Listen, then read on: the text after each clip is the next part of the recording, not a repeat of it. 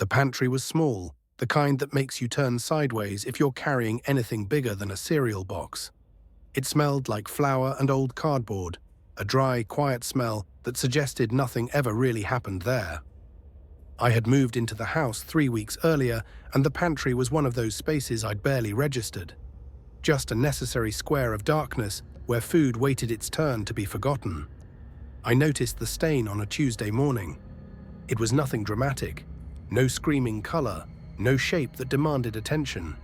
Just a darker patch on the pine floorboards, right beneath the lowest shelf where I kept canned beans and a sack of rice. It looked like a shadow that hadn't gotten the memo about the sun moving on.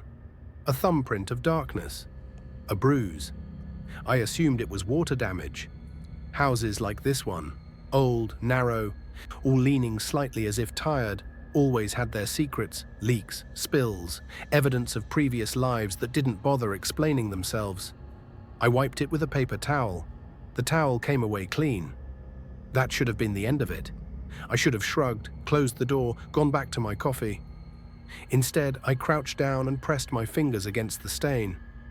The wood was dry, warm even, warmer than the rest of the floor, as if it had been sitting in the sun, though no sunlight ever reached the pantry. I laughed at myself then, a short, embarrassed sound. You've been alone too long, I thought. You're inventing texture where there is none. Still, when I stood up, I noticed something else. The stain was slightly larger than it had been a moment ago. Not much, a fingernail's width, and just enough to make my stomach tighten in a way I didn't yet have words for. That afternoon, I called the landlord. Probably an old spill, he said. Those boards soak things up, happens all the time. But it's spreading, I told him. A pause, then a chuckle. Wood doesn't do that unless you're spilling something new on it. I'm not, I said. Well, he replied, the smile audible in his voice, keep an eye on it. So I did. That night, lying in bed, I could smell the pantry. Not strongly, just a faint note beneath everything else, like copper left too long in the rain, like a penny warmed by skin. I told myself it was my imagination. That was the first lie I told about the stain. The house had a hallway that ran from the front door to the back bedroom, narrow and dim even at noon. Walking it always felt like moving through a throat, the walls close and quietly attentive. The pantry sat halfway down, its door always closed, always patient. By Thursday, the stain had grown to the size of a dinner plate. I measured it with a ruler. That felt important, scientific, reassuring. The edges weren't smooth anymore. They feathered outward, thin, dark veins stretching along the grain of the wood, like something testing the limits of its enclosure. I tried scrubbing it with vinegar, then bleach, then a mixture of baking soda and water that fizzed uselessly. Nothing lightened it, nothing changed it, except time. Each morning it was bigger. Each morning it was warmer, and each morning the smell deepened. The copper note sharpened, joined by something sweet and rotten beneath it, like fruit forgotten at the back of a drawer. The pantry no longer smelled like stored food, it smelled like a place where food went to be undone. I stopped keeping the door closed. I told myself it was for ventilation. Truth was, I didn't like the idea of whatever was happening in there being hidden from me.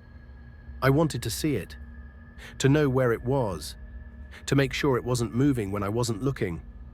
At night I dreamed of corridors, long ones, endless, wooden floors stretching away into darkness. I would walk them barefoot, feeling warmth underfoot, patches of heat like coals buried just beneath the surface. Sometimes the floor would pulse, a slow, steady rhythm that matched my own heartbeat. I would wake up with my feet tingling and the smell of pennies in my nose. On Saturday, I heard it. A sound from the pantry while I was watching television, low, wet, like someone dragging a heavy bag across damp ground. I muted the TV and listened. Silence. I stood up, heart thudding, and walked down the hallway. Each step felt too loud. The pantry door stood open, the light on.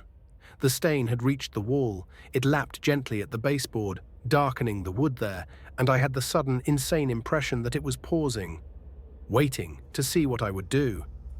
I backed away. That night, I stacked books against the pantry door.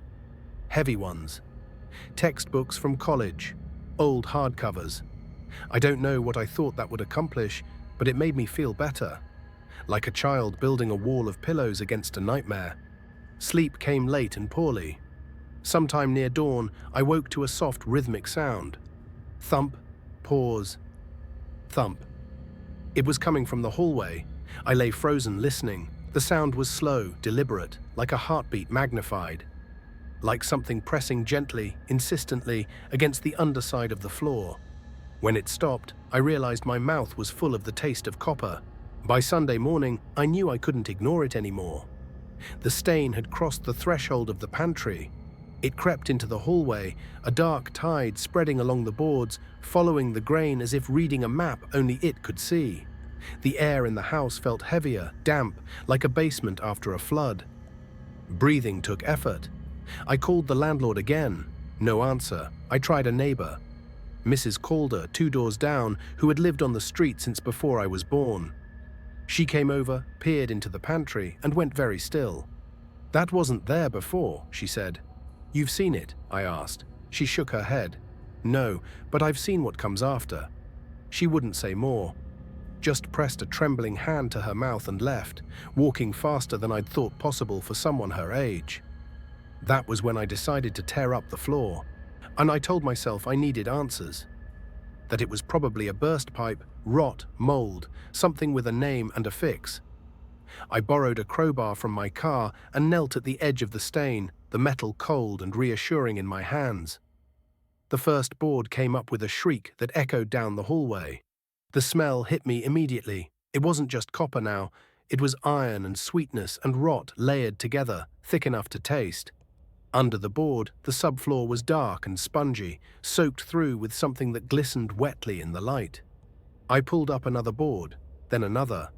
The stain beneath was deeper, richer, almost black at the center, and beneath that, a space, not a crawl space, not a foundation gap. A hollow that shouldn't have been there, lined with wood that looked gnawed and scarred, and as if something had worried at it for years. And in that hollow was a shape. At first, my mind refused to name it. It catalogued details instead, the curve of something like a shoulder, the suggestion of fingers fused together, fabric that had once been a shirt, now part of the mass itself. It was a body, or what had been one. It lay pressed against the underside of the floorboards, flattened and spread, as if it had been slowly absorbed into the house. The wood around it was dark and slick, veins of stain radiating outward from the point of contact. The face was turned upward. The eyes were open. They were looking at me. I screamed then, "I won't dress it up." I screamed and scrambled back, dropping the crowbar, my hand slipping on the wet floor.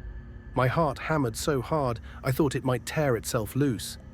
The eyes blinked, and the mouth opened, and the sound that came out wasn't a voice. Not exactly. It was the wet, dragging sound I'd heard before, shaped now into something almost like words. "Cold," it said. The stain surged.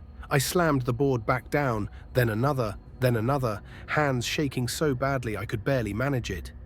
The floor pulsed beneath me, a frantic, eager rhythm, and the smell flooded the house, clinging to my clothes, my skin, my hair. I ran. I didn't stop running until I was outside, gasping, the morning air sharp and clean in my lungs.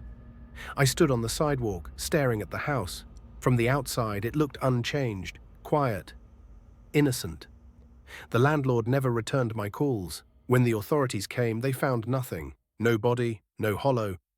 Just a dark stain on the pantry floor, which they chalked up to old damage and neglect. And they suggested I move, so I did. But the stain moved with me, not on the floor, not where anyone else could see it. It settled somewhere deeper, somewhere warm. Now, sometimes, when I'm lying in bed in a different house, in a different city, I feel it beneath me. A gentle heat along the soles of my feet, and the slow, familiar pulse of something that has learned the shape of my life and no longer needs the pantry at all.